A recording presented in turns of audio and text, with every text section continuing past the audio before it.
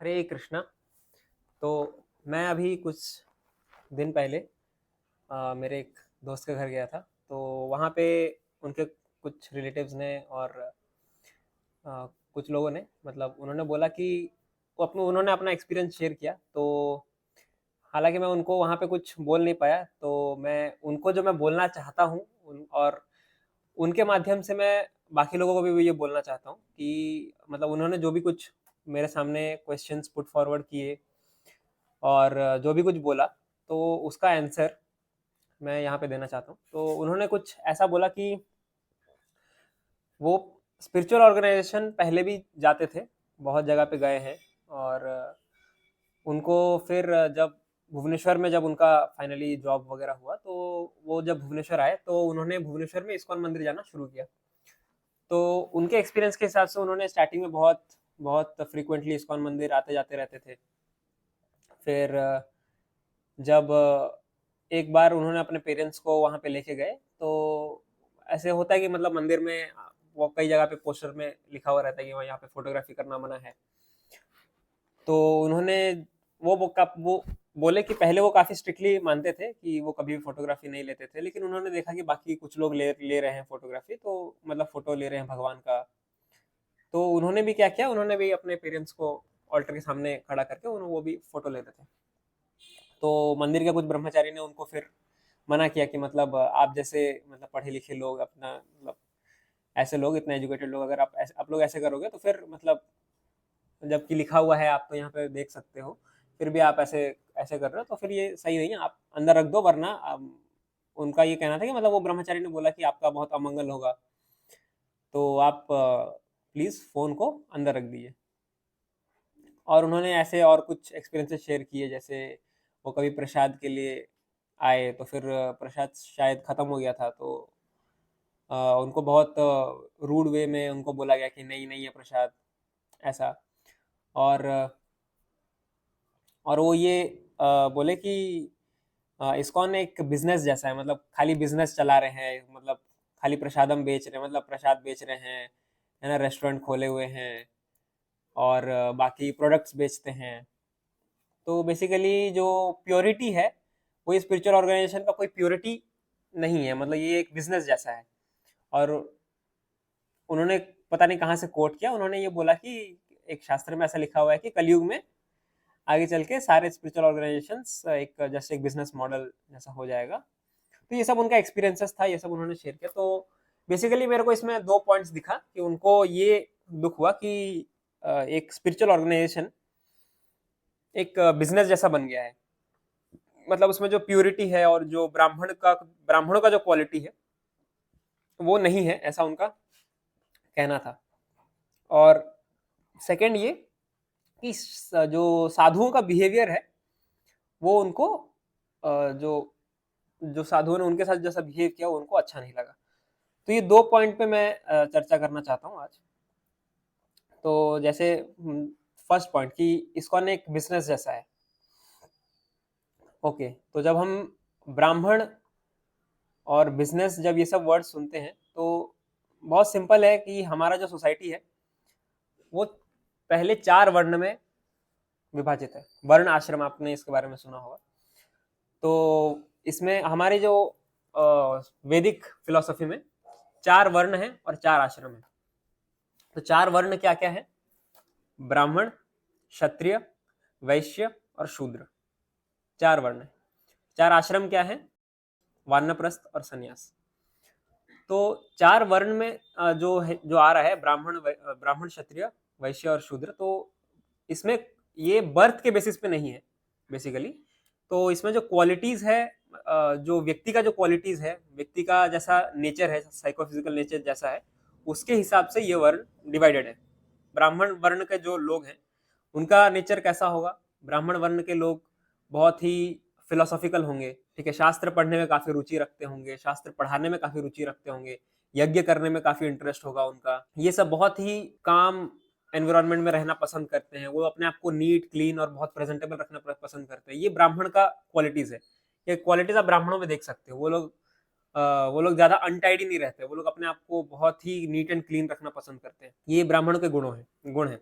और क्षत्रिय, क्षत्रिय administrative class जो है उसको क्षत्रिय कहते हैं, ठीक है, जो रूल करते हैं बेसिकली, उनका धर्म है प्रोटेक्ट करना। तो ये उनका क्वालिटी है, उनको उनमें बहुत ही एक नेचुरल सेंस ऑफ प्रोटेक्शन और नेचुरल सेंस ऑफ एडमिनिस्ट्रेटिवनेस, एक लीडरशिप है ना, लीड करना, ये सब एक नेचुरल क्वालिटी उनमें आती है। तो ये क्वालिटीज है क्षत्रिय का। और वैश्य का जो क्वालिटीज है वो है बिजनेस। उनका हर जगह माइंड चलता है कि कहाँ से पैसा, मतलब मेरे पास जितना पैसा है उसको मैं इन्वेस्ट करके डबल कैसे करूं। तो ये जो सेंस है, जो मनी माइंडेडनेस है, तो ये वैश्य में काफी ज्यादा देखा जाता है। वो एक्सपर्ट होते हैं मनी को डबल करने में, कैसे कम इन्वेस्टमेंट में ज्यादा रिटर्न्स मिल सके। ये हर जगह उनका माइंड में यही चलता रहता है। तो ये जो इस साइकोफिजिकल नेचर के जो लोग होते हैं उनको कहते हैं वैश्य। और शूद्र वो होते हैं जो सैलरी पे काम करना पसंद करते हैं, यानी कि वर्किंग क्लास, उनको हम शूद्र कहते हैं। तो भगवान के जो हेड है उसको ब्राह्मण से कंपेयर किया जाता है, हैंड्स कर को क्षत्रिय से कंपेयर किया जाता है, और बेली स्टमक जो कि सबको पालता है उसको वैश्य के रूप में देखा जाता है, क्योंकि वैश्य ही है जो सबको पोषित करता है। Money is the fuel of society, मतलब इकोनॉमी का फ्यूल है, तो सबको पालने के लिए पैसा चाहिए होता है, तो वो प्रोवाइड करता है वैश्य। तो वैसे ही शूद्र लेग्स के साथ कंपेयर किया जाता है, ताकि मतलब वो सबको सपोर्ट कर रहे हैं, इट इज सपोर्टिंग, मतलब ग्राउंड फाउंडेशन वो है। तो 4 भागों में भगवान मतलब डिवाइड किया गया है। लेकिन कुछ लोगों का मिसकंसेप्शन होता है कि वैदिक फिलोसफी में, वैदिक कल्चर में हम लोग ये डिवीजन इसलिए किए क्योंकि हम ब्राह्मण को सुपीरियर दिखाना चाहते हैं, क्योंकि हेड ऊपर है और लेग नीचे है, इसीलिए। तो खैर वो एक डिफरेंट टॉपिक है।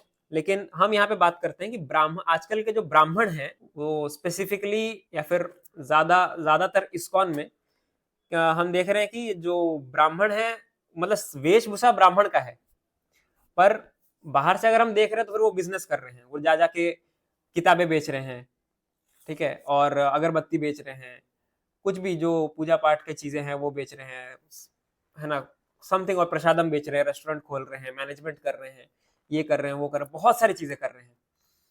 तो हमें ये सिंपल चीज समझनी पड़ेगी कि सोसाइटी का सिचुएशन अभी कैसा है।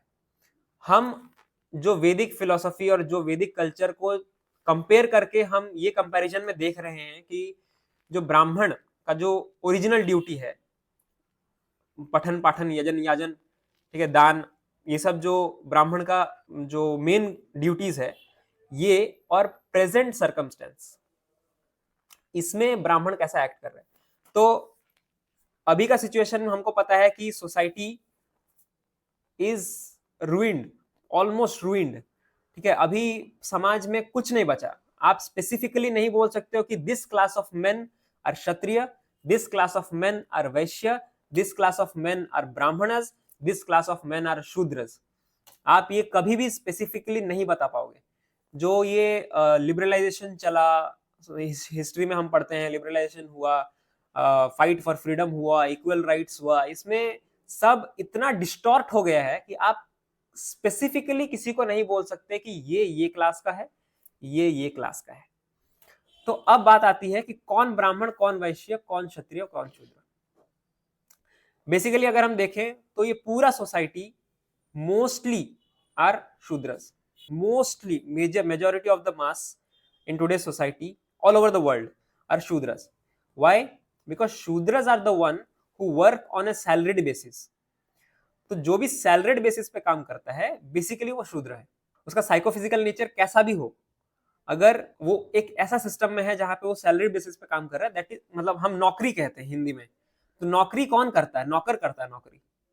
सिंपल, मतलब लॉजिक से आप समझ सकते हो। तो ऐसा सोसाइटी जहां पे शूद्रस आर गवर्निंग एवरीथिंग, वहां पे एक सोसाइटी ब्राह्मणस प्रोड्यूस करने का ट्राई कर रहा है। Why? Because Brahmins are the head of the society. सिर्फ पैर रहेगा शरीर में तो किसी काम का नहीं है वो। पैर भी चाहिए, पेट भी चाहिए, हाथ भी चाहिए, हेड भी, मस्तक भी चाहिए, सब कुछ चाहिए। तो सबसे पहले अगर गिरा हुआ इस सोसाइटी को अगर उठाना है तो सबसे पहले ब्राह्मण को ट्रेन करना पड़ेगा। जब ब्राह्मण ट्रेन होंगे तब जाकर के पूरा, जब मस्तक ट्रेन होगा तब जाकर के वो कुछ बुद्धि लगाएगा कि मैं अपने बल पे कैसे खड़ा रहूं। मैं एक छोटा सा एग्जांपल देता हूं। जैसे कि मान लो एक परिवार है, छोटा परिवार है, जहां पे पिता नहीं है, सिर्फ माँ है और उसका बच्चा है। तो बच्चा को अगर हम सोसाइटी के रूप में लेते हैं तो उसकी माँ जो है अब वो सिंगल मदर है, अब उसको वो बच्चे को पालना है, वो बच्चे को बड़ा होके इस काबिल बनाना है कि वो अपने खुद के बल पे इस दुनिया में जी सके, सक्षम रह सके। तो वो माँ क्या करेगी अगर वो सिंगल मदर है? तो सिंपली आप ये समझ लो कि वो मदर को ही, माँ का भी रोल निभाना है, पिता का भी रोल निभाना है, दोनों का ही रोल उस मदर को ही निभाना पड़ेगा। बच्चे का परवरिश में दोनों ही जरूरी है, माँ की ममता भी चाहिए, पिताजी का स्ट्रिक्टनेस भी चाहिए। अगर दोनों नहीं होगा, या तो फिर अगर पिताजी का स्ट्रिक्टनेस नहीं रहा तो बच्चा बिगड़ जाएगा, सिर्फ माँ का ममता रहा तो, और सिर्फ पिताजी का कठोरता रहा और माँ की ममता नहीं रही तो वो बहुत ही कठोर हो जाएगा। तो दोनों ही जरूरी है एक बच्चे की वेल कल्चर्ड होने में। तो अगर एक सिंगल मदर है तो उसके ऊपर ये पूरा रेस्पॉन्सिबिलिटी आ जाता है कि वो फादर का भी रेस्पॉन्सिबिलिटी निभाए और मदर का भी रेस्पॉन्सिबिलिटीज निभाए। जस्ट एक और एग्जांपल मैं देता हूं कि मान लो एक कंपनी है, तो एक कंपनी में सीईओ होते हैं, एडवाइजरीज होते हैं, फाइनेंस डिपार्टमेंट होता है या एचआर होते हैं, एम्प्लॉयज होते हैं। एक बेसिक कंपनी में भी ये 4 डिवीजन होती है। एडवाइजरीज जो होते हैं कंपनी के, वो ब्राह्मण से कंपेयर किए जाते हैं। जो सीईओ है, चीफ एग्जीक्यूटिव ऑफिसर्स हैं, एग्जीक्यूशन सारा उनके हाथ में होता है, तो उनको क्षत्रिय के रूप में देखा जाता है। और जो फाइनेंस जो बताते हैं, जो डील करते हैं, अकाउंट्स डिपार्टमेंट मोस्टली, तो उनको वैश्य के रूप में देखा जाता है। और एम्प्लॉयज बेसिकली वो शूद्र के रूप में देखे जाते हैं। तो मान लो एक स्टार्टअप है, अब स्टार्टअप में आप लोग ही इतने कम हैं कि आप सेक्टर्स में डिवाइड ही नहीं कर सकते कि अच्छा इतने लोग पर्टिकुलरली इसी सेक्टर में काम करेंगे, इतने लोग पर्टिकुलरली इसी सेक्टर में काम करेंगे, इतने लोग पर्टिकुलरली इसी सेक्टर में काम करेंगे। ये आप डिफाइन नहीं कर सकते क्योंकि आपके पास ह्यूमन रिसोर्स ही इतना कम है कि वो रिसोर्सेस आप डिवाइड नहीं कर पाओगे। तो बेसिकली क्या करना होगा, तो सबको मिलके सबका काम करना होगा। तो सेम सिचुएशन अभी सोसाइटी का है। तो अभी ब्राह्मणों को ही, क्योंकि क्षत्रिय क्लास आप डिफाइन नहीं कर सकते, आप अभी क्षत्रिय पहले जैसे हुआ करते थे अभी वैसे नहीं है। अभी क्षत्रिय का हाथ एकदम बंधा हुआ है। बंधा हुआ किस चीज, मतलब इतने सारे रूल्स हैं। आप जैसे अमेरिका में, मेक्सिको में, अमेरिका में आप फ्रीली गन इतना इजीली अवेलेबल होता है कि कोई व्यक्ति जैसे फोन लेके घूमता है ना, वहां पे वैसे गन लेके घूम घूम सकते हैं। तो मतलब इतना फ्री है, पर ये चीज आप यहाँ पे नहीं कर सकते। तो क्षत्रिय का काम, क्षत्रिय मतलब हमेशा शस्त्र से नियुक्त है, कभी भी सोसाइटी को जरूरत पड़ी कि प्रोटेक्शन चाहिए तो वो रेडी है। ऐसा सिचुएशन अभी नहीं है। अभी क्षत्रिय सिर्फ बॉर्डर से लिमिटेड हो गए हैं, केवल बॉर्डर्स पे हैं, या फिर बहुत रेयर ही, मतलब पुलिस वाले हम देखते हैं लेकिन फिर भी उनमें भी बहुत रिस्ट्रिक्शंस होते हैं। और वैश्य, business class is still existing, मतलब वो तो है, मतलब फिर इतना प्रोफाउंडली नहीं है अभी, लेकिन फिर भी कुछ हद तक वैश्य लोग हैं। तो ऐसे समाज में अब ब्राह्मण को क्या करना होगा, ब्राह्मण को बेसिकली सबका काम करना होगा, मतलब वो कर रहे हैं। तो हमें इस नजर से देखना चाहिए, क्योंकि सोसाइटी का हालत जैसा जितना क्रिपल्ड है, उसको अगर उठाना है तो यही एक ऑप्शन है। अब मैं अगर ये बोलूं कि नहीं मैं सिर्फ अपना ड्यूटीज करूंगा, बाकी तो मतलब उनको देखना पड़ेगा, उनको देखना चाहिए, तो ये कोई लीडर का माइंडसेट नहीं है। कोई लीडर इस प्रकार का नहीं सोचता। एक गुड एम्प्लॉय, एक बहुत ही वेल परफॉर्मिंग एम्प्लॉय इस प्रकार का सोच सकता है कि मैं अपना ड्यूटी करूंगा, बाकी का वो देखेगा। लेकिन एक लीडर कभी भी इस तरह का चीजें नहीं सोच सकता।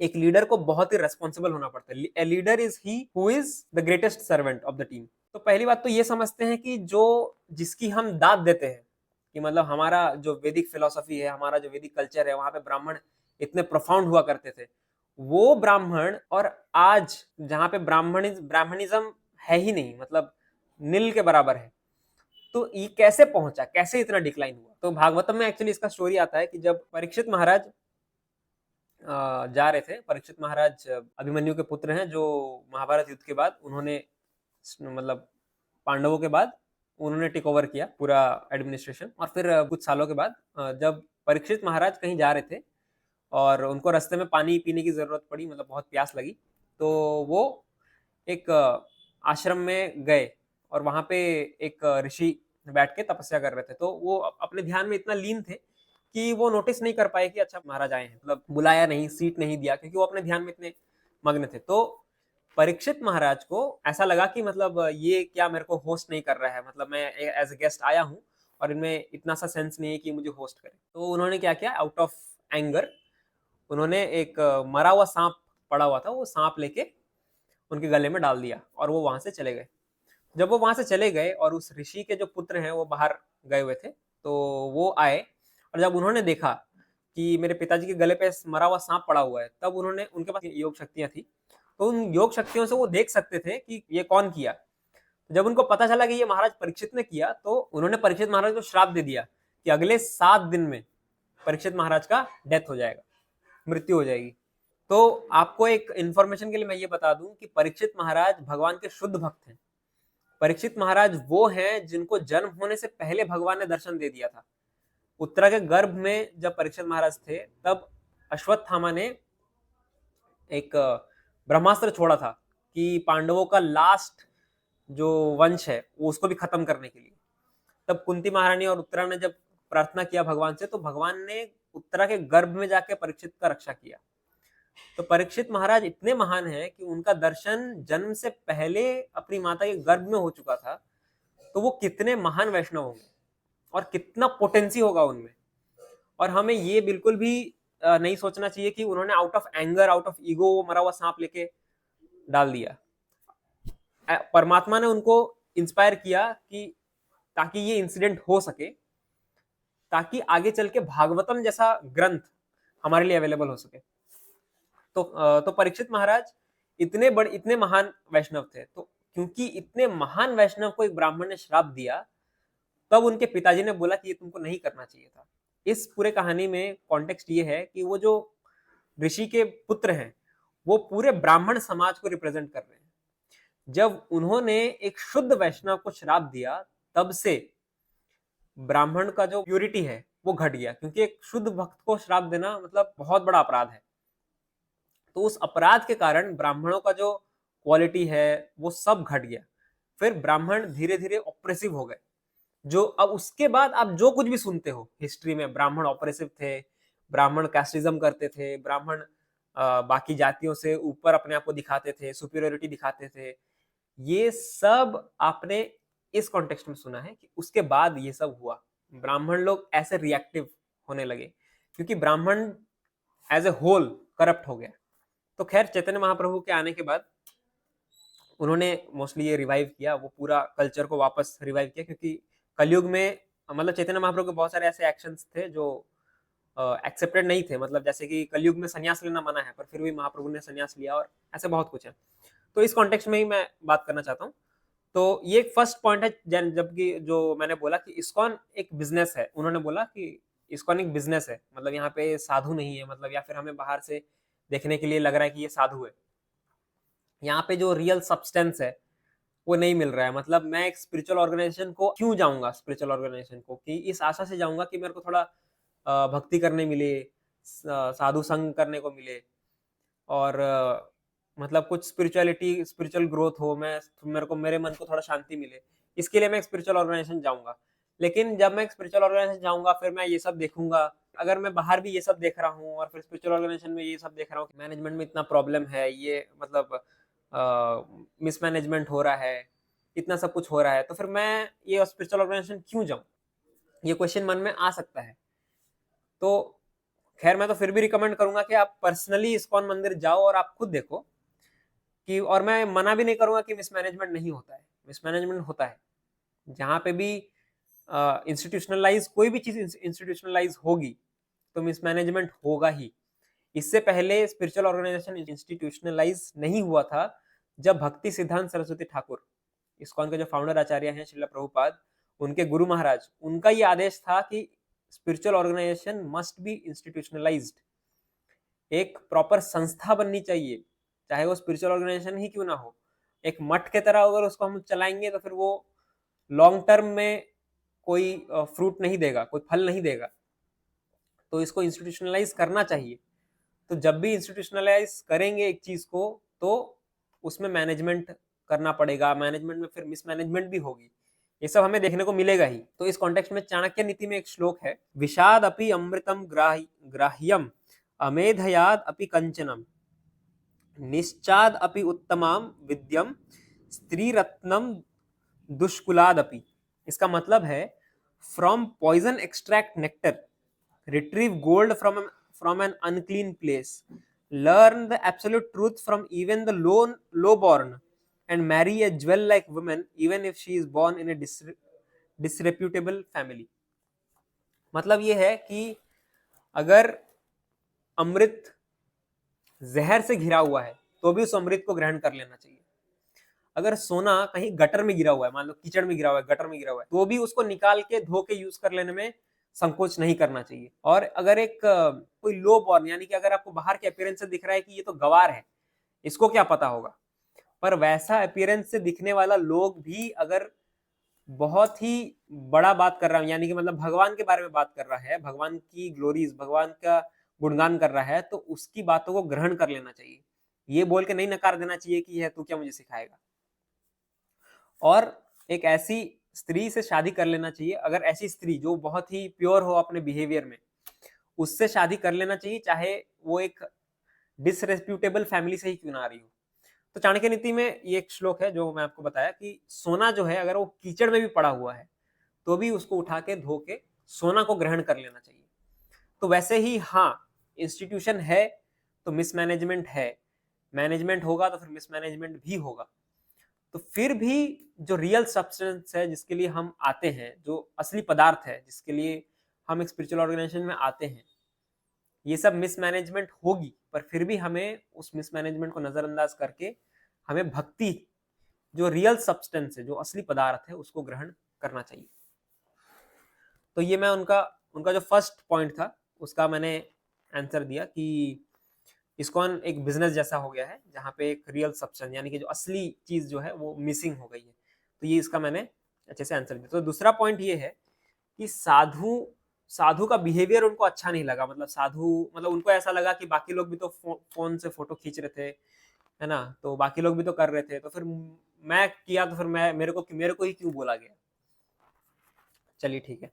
तो इसके ऊपर मैं बोलना चाहूंगा, जैसे कि वैसे जनरली अगर आप देखो तो साधु जो है, बोला ही जाता है कि साधु के जो शब्द हैं वो तलवार जैसी होती है, वो आपके जो अटैचमेंट है उसको काट देती है। तो साधु का काम है कठोर शब्द बोलना। तो इसके लिए भी अगर हम साधु को क्रिटिसाइज करने लगे तो फिर कुछ नहीं बचेगा। साधु का ही ये काम है, साधु का ये ड्यूटी है कि वो कठोर शब्द बोले, आपको कठोरता से आपका और आपकी जो मोह है, आपके जो अटैचमेंट्स हैं उसको काटे। और दूसरी बात ये कि साधु अगर बाकी लोग को नहीं बोल रहे हैं और केवल आपको बोल रहे हैं, तो इसके लिए मुझे तो लगता है कि ये बहुत ही बड़ा सौभाग्य की बात है कि मेरे को इतना इंपॉर्टेंस दिया गया, क्योंकि मेरे को इतना इंटेलिजेंट समझा गया कि मैं उनकी बात समझ पाऊं। मेरे को वो बोल रहे हैं, इसका मतलब ये है कि वो मुझे क्वालिफाइड मानते हैं कि वो जो बोल रहे हैं वो मैं समझ सकता हूँ। बाकी लोग नहीं समझ सकते हैं, इसीलिए उनको बोला ही नहीं गया।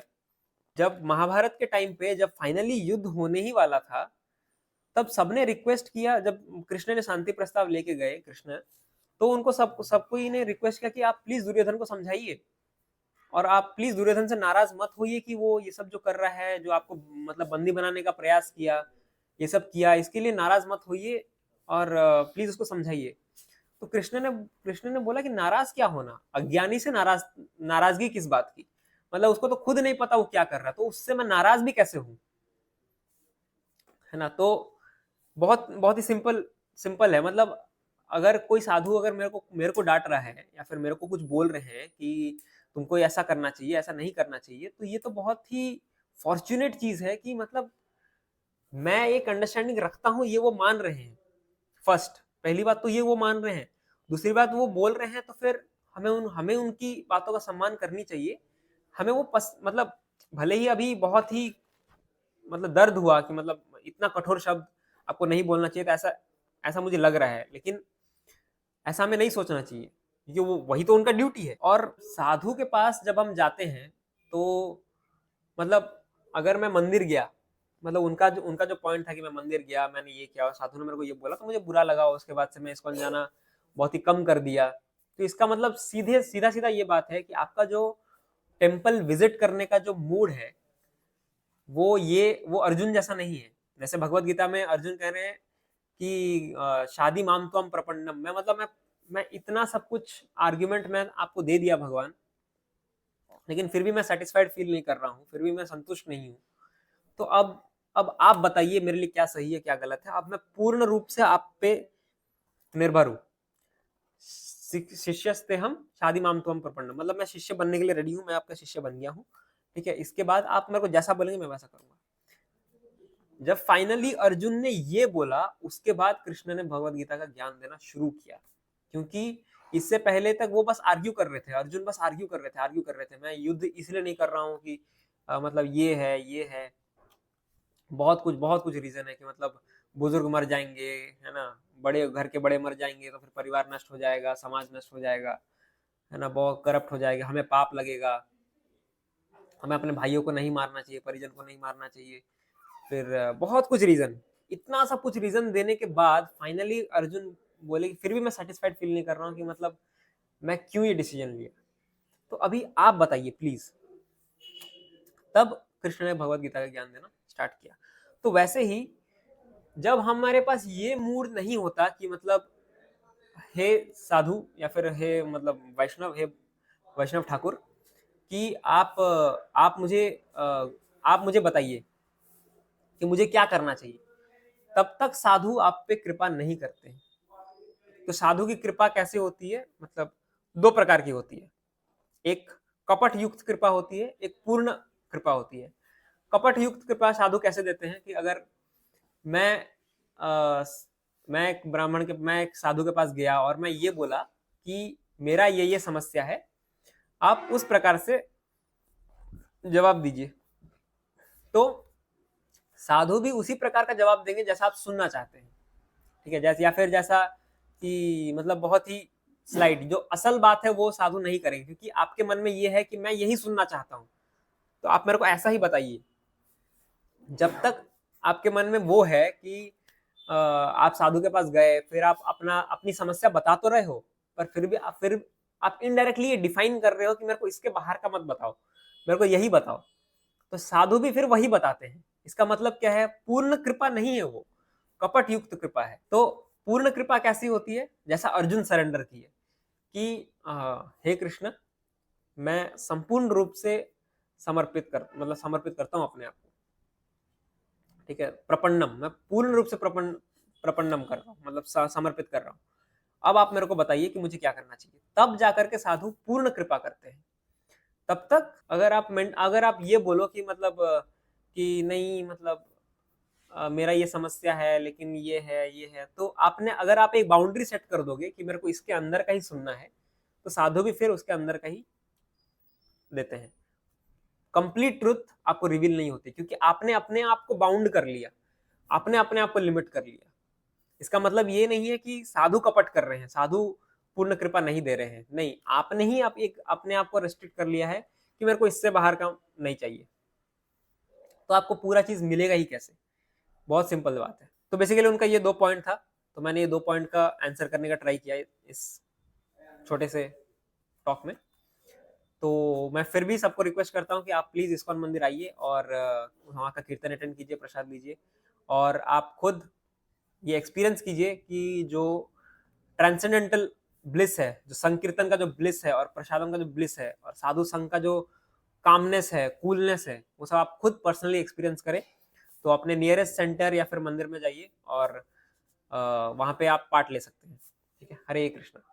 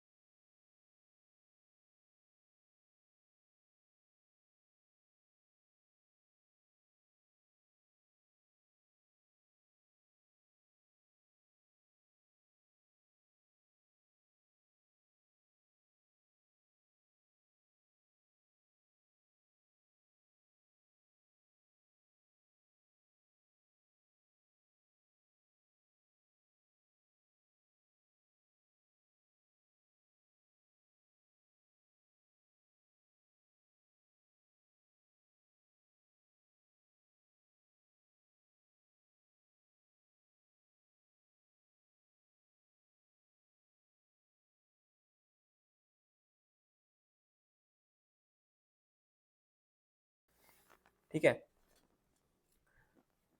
तो उसी प्रकार जैसे तो ब्राह्मणस के जैसे मैंने बताया ब्राह्मण के बारे में, तो आजकल के सोसाइटी में मैंने मतलब ये बताया कि ब्राह्मण करप्ट मतलब हो गए हैं, ब्राह्मण भी नहीं बचे थे। तो इस्कॉन ही ऐसा एक सोसाइटी है जो ये काम कर रहा है कि हम एक प्रॉपर ब्राह्मण जो जिसको हम क्वालिटी वाइज ब्राह्मण बोल सके, वो हम ट्राई कर रहे हैं।